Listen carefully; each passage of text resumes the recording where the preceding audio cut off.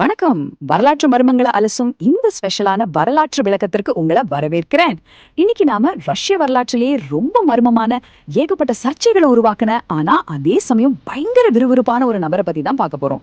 இது வெறும் சாதாரண சரித்திரம் இல்லைங்க. பல 100 வருஷம் பழமையான ஒரு பெரிய அரச பரம்பரையே ஆட்டி படைச்ச ஒருத்தனோட கதை. இந்த பயணம் நிஜமாவே ரொம்ப சுவாரஸ்யமா இருக்க போகுது. ரெடியா? கொஞ்சம் உங்களே கேட்டு பாருங்களேன். சைபீரியாவுல ஏதோ ஒரு மூலையில ஒரு சின்ன கிராமத்துல பிறந்த சாதாரண ஒரு விவசாயி உலகமே அண்ணாந்து பார்த்த மாபெரும் ரஷ்ய அரச குடும்பத்தோட வீழ்ச்சிக்கு எப்படி காரணமா இருக்க முடியும்? இது நிஜமாவே சாத்தியம்தானா? கேக்குறதுக்கே நம்ப முடியாம இருக்குல்ல. ஆனா அதுதான் உண்மை. அந்த நம்ப முடியாத நிஜத்தை பத்தி தான் நாம இன்னைக்கு தெரிஞ்சுக்க போறோம். பகுதி 1, மர்ம மனிதனின் ஆரம்பம். சரி, நாம இப்போ நேரடியா விஷயத்துக்குள்ள போயிடலாம். இந்த மர்ம மனிதனோட கதை எங்க ஆரம்பிச்சது, ஒரு சாதாரண ஆள் எப்படி இவ்வளோ பெரிய விஸ்வரூபம் எடுத்தான்னு இப்போ பார்க்கலாம். 1869 இந்த வருஷத்தை கொஞ்சம் ஞாபகம் வச்சுக்கோங்க. இந்த வருஷத்துல தான் கிரிகோரி ரஸ்புடின் ரஷ்யாவோட பனிமீடிய சைபீரியா பகுதியில பிறக்கிறாரு. அவர் பிறந்தது ரொம்பவே ஏழ்மையான ஒரு விவசாய குடும்பம். அவரோட சின்ன வயசுல பாத்தீங்கன்னா எந்த ஒரு அடிப்படை வசதியும் இல்லாத ஒரு சாதாரண கிராமத்து வாழ்க்கையை தான் அவர் வாழ்ந்தாரு. அவருக்கு முறையான கல்வியோ இல்ல பெரிய பின்புலமோ சுத்தமா கிடையாது. அவர் ஒன்றும் பெரிய படிப்பாளி கிடையாது. ஆனா அவருக்கு ஆன்மீகத்துல பயங்கரமான ஈடுபாடு இருந்துச்சு. அவரோட இந்த ஈடுபாட்டையும் அவர் பேசுற விதத்தையும் பார்த்த மக்கள் கொஞ்சம் கொஞ்சமா அவரை ஒரு புனித மனிதர்னோ நோய்களை எல்லாம் தீர்க்கிற ஒரு மர்ம சிகிச்சையாளர்னோ ரொம்ப ஆழமா நம்ப ஆரம்பிச்சாங்க. ஒரு சாதாரண மனுஷன் மக்கள் இவ்ளோ தூரம் கொண்டாடுற ஒரு புனிதரா எப்படி மாறினாருங்கிறது நிஜமாவே ஆச்சரியமா இருக்குல்ல. பகுதி 2, அரச குடும்பத்தின் நம்பிக்கை. இப்போ இந்த கதையோட மிக முக்கியமான ஒரு திருப்புமுனைக்கு நாம வந்திருக்கோம். சைபீரியாவில இருந்து இந்த சாதாரண கிராமவாசி எப்படி ஒட்டுமொத்த ரஷ்யாவையும் ஆட்சி செய்யற அரச குடும்பத்தை சந்திச்சார். அந்த சந்திப்பு எப்படி நடந்துச்சுன்னு இப்போ பார்க்கலாம். இங்க இருக்கிற முரண்பாட்டை கொஞ்சம் கவனிச்சு பாருங்களேன். ஒரு பக்கம் பாத்தீங்கன்னா ஒட்டுமொத்த ரஷ்யாவையும் தன் கைக்குள்ள வச்சிருக்கிற மன்னர் 2ஆம் நிக்கோலஸ், அப்புறம் அவரோட மனைவி அலெக்சாண்ட்ரா. இதுல அலெக்சாண்ட்ரா ரொம்ப தீவிரமான மத நம்பிக்கை கொண்டவங்க. இன்னொரு பக்கம் எந்த அதிகாரமும் இல்லாத ஆனா தன்னை ஒரு புனிதரா காட்டிக்கிட்ட நம்ம ராஸ்புட்டின். இவங்களுக்கு இடையில நடந்த அந்த சந்திப்பு தான் ரஷ்யாவோட தலைவிதியையே ஒட்டுமொத்தமா மாத்த போகுது. இதுல ரொம்ப முக்கியமான விஷயம் என்னன்னா, அரசு குடும்பத்தோட வாரசான அலெக்சி அப்படிங்கிற சின்ன பையனுக்கு இருந்த ஒரு கொடிய நோய் தான். அந்த நோயோட பேரு ஹீமோஃபீலியா. இந்த நோய் இருந்தா என்ன ஆகும்னா, உடம்புல சின்னதா ஒரு காயம் பட்டா கூட ரத்தம் அவ்வளோ சீக்கிரத்துல நிக்காது. உயிருக்கே பெரிய ஆபத்தா முடிஞ்சிரும். இந்த ஒரு விஷயம்தான் அந்த மாபெரும் அரசு குடும்பத்தையே ரொம்ப பெரிய துயரத்திலையும் விரக்தியிலையும் தள்ளிச்சு. நவீன மருத்துவத்துல அவங்களுக்கு எந்த தீர்வும் கிடைக்கல. அந்த விரக்தியில ஒரு தாயோட தவிப்பு நேர ரஸ்புடினை தேடி போச்சு. ரஸ்புடினோட பிரார்த்தனைகளும் அவர் கொடுக்கிற மன அமைதியும் தான் தன் பையன் அலெக்சியோட உடல்நிலையை குணப்படுத்துதுன்னு மகாராணி அலெக்சாண்ட்ரா 100% நம்ப ஆரம்பிச்சாங்க. இந்த ஒரு குருட்டு நம்பிக்கை தான் ரஸ்புடினுக்கு ரஷ்ய அரண்மனையில யாருமே அசைக்க முடியாத ஒரு அதிகாரத்தையும் மாபெரும் செல்வாக்கையும் ரொம்ப ஈஸியா வாங்கி கொடுத்துச்சு. பகுதி 3, ஊழல் மற்றும் மக்களின் கோபம். நாணயத்துக்கு எப்பவுமே 2 பக்கம் இருக்கும் இல்லையா? அதே மாதிரி ரஸ்புடினோட இந்த அதிகாரத்துக்கும் ஒரு 2 பக்கம் இருந்துச்சு. புனிதர் அப்படிங்கிற பிம்பத்துக்கு பின்னாடி அவர் செஞ்ச ஊழல்களையும் அதனால மக்கள் மத்தியில எப்படி கோபம் விடிச்சது அப்படிங்கறதையும் இப்ப பார்க்கலாம்.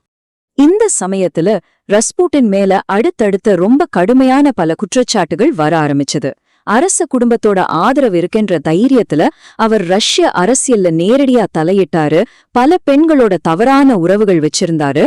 அது மட்டுமல்லாம ஊழல் செஞ்சு தன்னோட அதிகாரத்தை முழுமையா துஷ்பிரயோகம் பண்ணாருன்னு நாடு முழுக்க செய்திகள் காட்டு தீ மாதிரி பரவ ஆரம்பிச்சது.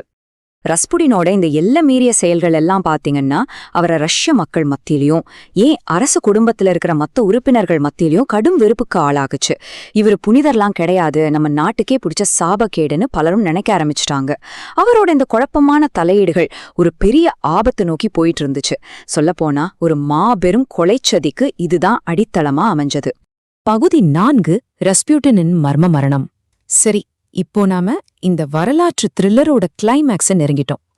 ரஸ்புட்டினை எப்படியாவது தீர்த்து கட்டணும்னு அரசு குடும்பத்துக்குள்ளேயே தீட்டப்பட்ட அந்த பயங்கரமான மாஸ்டர் பிளானை பத்தி இப்போ பார்ப்போம். 1916 இந்த வருஷத்தை கொஞ்சம் நோட் பண்ணிக்கோங்க. மக்களோட கோபமும் சரி, அரசு குடும்பத்தினரோட அதிருப்தியும் சரி, அதோட உச்சத்தை தொட்ட வருஷம் இது. அப்போதான் முக்கிய அரச குடும்ப உறுப்பினர்கள் சிலர் ஒன்னு சேர்ந்து ரஸ்புட்டினை கொலை செய்ய ஒரு ரகசியமான திட்டத்தை போட்டாங்க. ஒட்டுமொத்த சாம்ராஜ்யத்தையே ஆட்டி படைச்ச ஒரு மனுஷனோட இறுதி நாட்கள் இவைதான். ஆனா இது ஒன்னும் சாதாரண கொலை கிடையாதுங்க. முதல் கட்டமா அவருக்கு அதிக அளவு விஷம் கலந்த உணவு கொடுக்கப்பட்டுச்சு. ஆனா என்ன ஆச்சரியம்னா அவர் சாகவே இல்ல.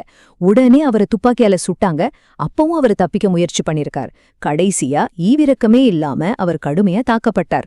இந்த பயங்கரமான சம்பவம் ரொம்பவே வேகமா நடந்து முடிஞ்சது. இதுல ரொம்பவே ஆச்சரியமான விஷயம் என்ன தெரியுமா? அவரோட இந்த கொடூரமான மரணம் ஏகப்பட்ட கட்டுக்கதைகளுக்கும் புராணங்களுக்கும் காரணமாச்சு.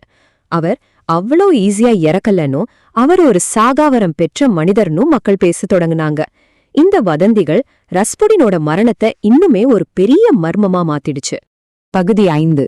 பேரரசன் வீழ்ச்சியும் வரலாறும். ரஸ்புடினோட மரணத்தோட எல்லாமே முடிஞ்சிருச்சுன்னு நினைச்சா அதுதான் இல்ல.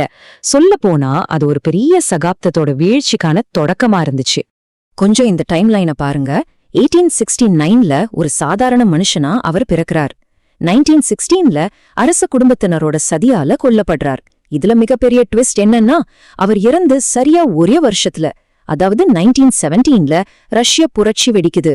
பல நூற்றாண்டுகளா ரஷ்யாவை ஆட்சி செஞ்ச ரொமானோவ் அரச குடும்பத்தோட ஆதிக்கமும் மொத்தமா முடிவுக்கு வருது.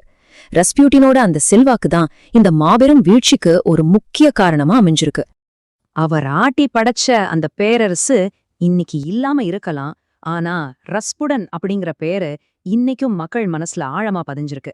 ஒரு மர்மமான ஆன்மீகவாதியா, அரச குடும்பத்துல அளவற்ற செல்வாக்கு செலுத்தினவரா, ரொம்பவே சர்ச்சையான ஒரு வாழ்க்கை வாழ்ந்தவரா வரலாற்றுல அவர் நீங்கா இடம் பிடிச்சிட்டார். எல்லாத்துக்கும் மேலா அவரோட அந்த மர்மமான மரணம் 100 வருஷத்தை தாண்டியும் இன்னைக்கும் பல திரைப்படங்கள், புத்தகங்கள், ஏன் பிரபலமான பாடல்களுக்கு கூட பேசு பொருளா இருக்கு. இந்த விளக்கத்தோட முடிவுக்கு நாம வந்துட்டோம். இப்போ நாம யோசிக்க வேண்டிய ஒரு ஆழமான கேள்வி இதுதான். ரஷ்ய பேரரசோட மாபெரும் வீழ்ச்சிக்கு ரஸ்புடின் தான் உண்மையாவே காரணமா? இல்லனா தன் சொந்த மகனை காப்பாத்த வேற வழியே இல்லாம தவிச்ச, நம்பிக்கை இழந்த ஒரு அரசு குடும்பத்தோட இயலாமைய பயன்படுத்திக்கிட்ட ஒரு கருவி மட்டும்தானா அவர்? நீங்களே கொஞ்சம் சிந்திச்சு பாருங்க. இதே மாதிரி இன்னொரு சுவாரஸ்யமான வரலாற்று தேடல்ல நாம மறுபடியும் சந்திக்கலாம்.